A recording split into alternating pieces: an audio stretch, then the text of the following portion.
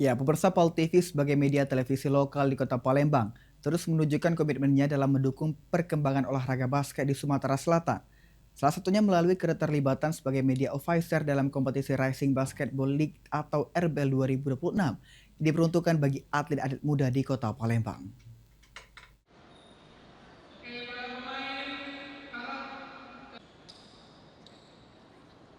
Dukungan terhadap perkembangan olahraga basket terus dilakukan berbagai pihak, termasuk media lokal di Kota Palembang. Dalam gelaran Rising Basketball Liga atau RBL 2026, Pol TV turut ambil bagian sebagai media officer guna mendukung publikasi dan perkembangan kompetisi basket usia muda tersebut.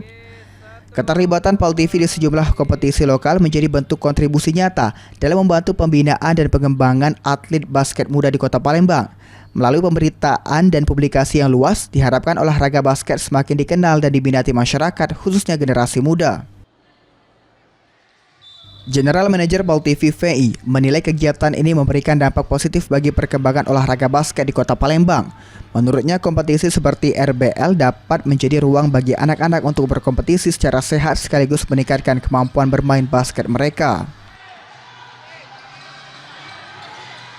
Ya, alhamdulillah Pol TV ini event pertama RBL yang ikut ya. Kita sebagai media officer ini udah mereka season 2. Udah keren, aku lihat udah keren.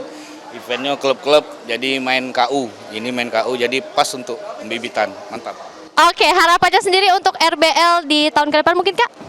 Ya, kita harus kolaborasi dengan Pol TV ya, karena Pol TV udah ada Showtime Basketball yang mana itu bisa mendukung program basket di Sumsel maupun di Palembang, yang mana Pol TV siap backup untuk program basket. Jadi dengan sinergi dengan RBL, Pol TV sama RBL harus sinergi dan semangat. Melalui dukungan berbagai pihak termasuk media lokal, diharapkan kompetisi basket usia muda seperti Rising Basketball Liga dapat terus berkembang dan melahirkan atlet-atlet berbakat yang mampu berprestasi di masa mendatang. Fikri Adrian, Pol TV.